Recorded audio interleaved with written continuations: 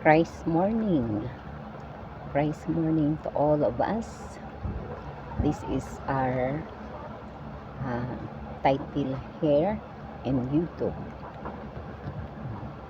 The morning revival in YouTube. Amen. Praise the Lord. This is from week 9, day 3. And our Roman numeral 2, pomegranates and golden bells were on the bottom part of the high priest's robe, which signifies the church.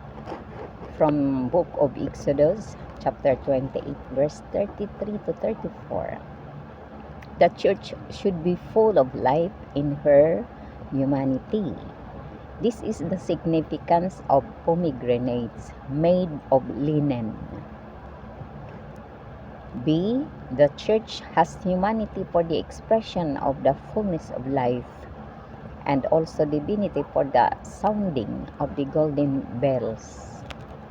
1. The fullness of life is expressed in the church humanity, but the voice of warning is expressed in the church divinity, the golden bells.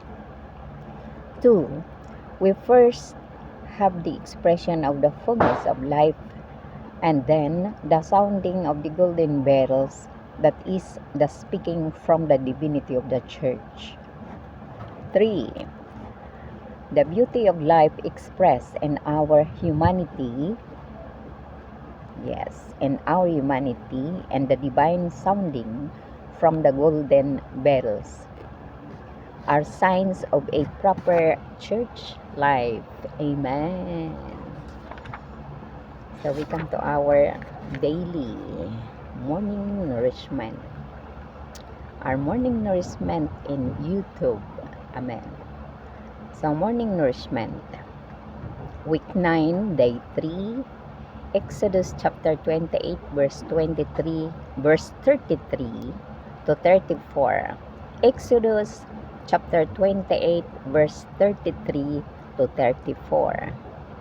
And you shall make on its hem pomegranates of blue and purple and scarlet strands all around its hem, and bells of gold between them all around, a golden bell and a pomegranate, a golden bell and a pomegranate on the hem of the robe all around. Amen. So praise the Lord.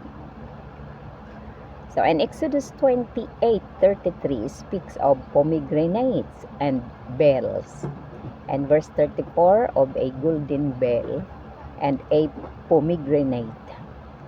When the garment was being made, the pomegranates came before the bells, but in function the bells come before the pomegranates. The skirts are a sign of fullness, and the fullness of Christ is the church. Amen. Therefore, the pomegranates and bells on the skirts must be matters related to the church. The pomegranates were made of linen, signifying humanity, and the bells were made of gold, signifying divinity. In the church life, we always have humanity and divinity. Amen. And our today's reading. So praise the Lord. We come in our today's reading for today. So if you see a ripe pomegranate with its seeds, you will receive an impression that a pomegranate is full of life. In the Bible, pomegranates signify the fullness of life. The church should be full of life in her humanity. This is the significance of pomegranates made of linen. Fullness of life is expressed in the church humanity, but signified by the golden bells. The proper speaking of the church always comes from her divinity.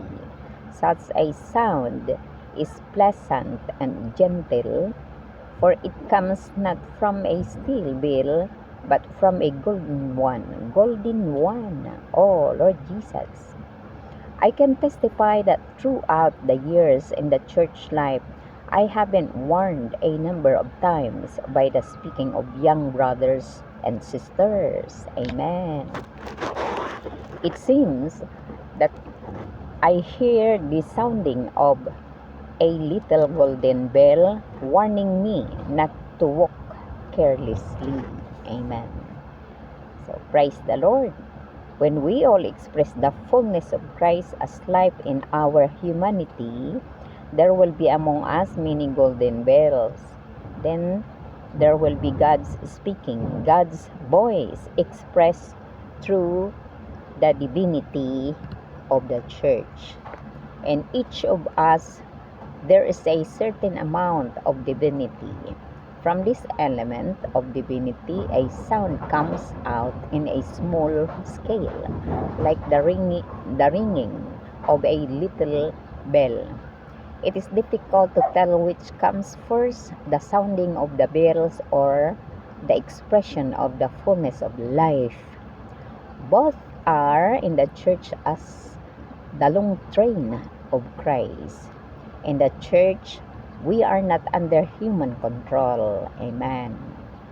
However, we all are controlled by the pomegranates and the bells. The signs of the proper church life are the pomegranates and bells. The pomegranates and the bells were placed alternately, a bell and a pomegranate. Exodus 28:34. This indicates that the divine voice is interrelated with the divine life. If in the church life we have bells without pomegranates, there will be gossip and criticism, not the ringing of golden bells. But if pomegranates are placed alternately with bells, gossip and criticism will disappear, and instead there will be a proper divine sound. Praise the Lord for our divine sound.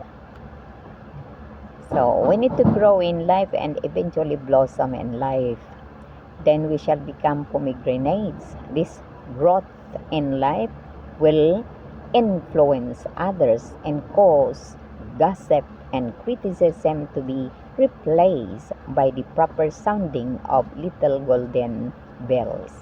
If this is the experience of a certain brother, he may come to the meeting to testify of how he has been dealt with by the Lord in a particular matter. Through his speaking, others may be warned, for they shall hear the sound of golden bells placed alternately with pomegranates. By experience, we understand the significance of the typology of the long robe with pomegranates and bells. First, we see that the pomegranates and bells are attached to the skirts of the long robe. Amen. Or Jesus, diba? Our long robe with pomegranates and bells. First, we see that the pomegranates and bells are attached to the skirts of the long robe. This indicates that they are related to the church life. Amen. So whatever we speak in the church must be of the divine origin, of the divine source. At the same time, we need the fullness of life expressed in linen and humanity. Therefore, in the church, we have the beauty of life expressed in our humanity and the divine sounding from the golden bells. These are signs of the proper church life. Amen.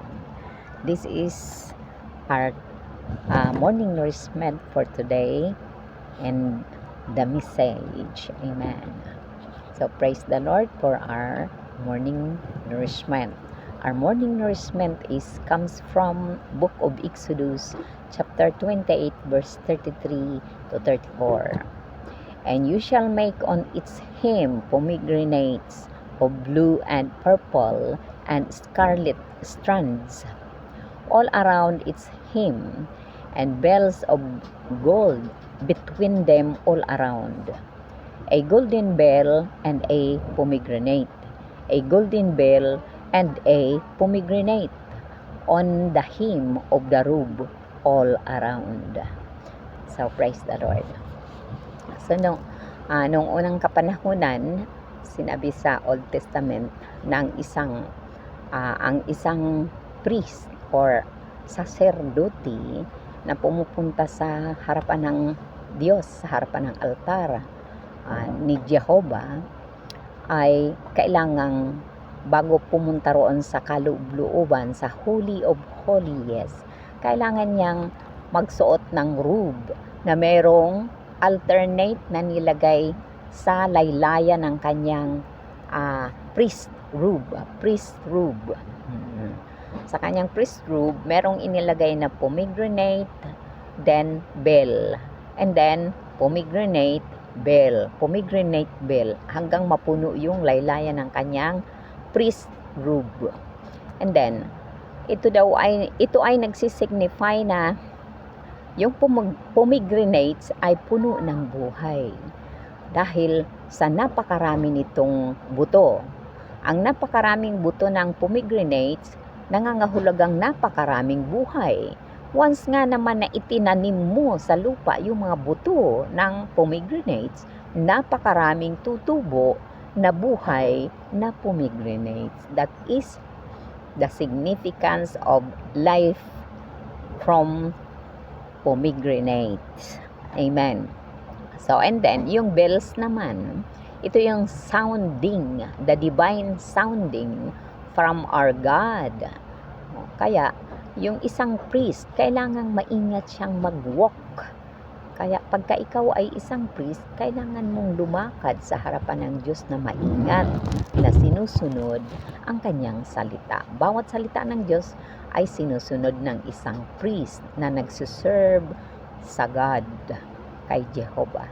And then, once na mag-bell, once na ikaw ay maglakad at tumunog ang iyong bell, so ibig sabihin ay huwag ka nang tumuloy, mamamatay ka na.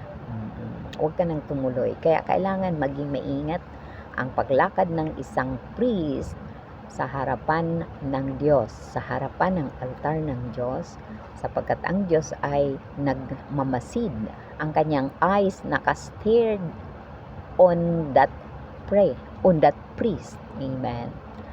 Nakasteered us up on that priest. What he walk, what he manner, what he conduct in the eyes of God. So, praise the Lord.